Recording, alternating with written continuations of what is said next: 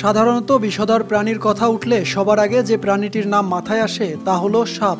কিন্তু এবার বিষধর প্রাণীর তালিকায় যুক্ত হলো পাখি। পাখি যে বিষধর হতে পারে তা হয়তো অনেকের ভাবনার বাইরে।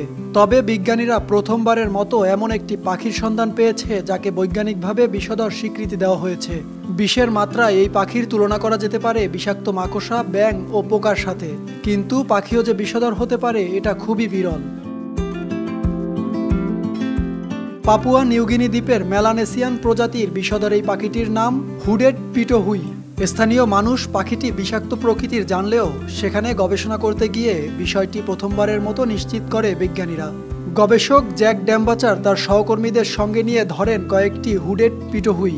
তার মধ্যে একটি পাখি জ্যাকের আঙুলে কামড়ে দেয়। ক্ষত দেখে তিনি আঙুলটি মুখে দিলে তার জিভ ও ঠোঁট অবশ হয়ে যায় এবং মুখে জ্বালা শুরু হয়।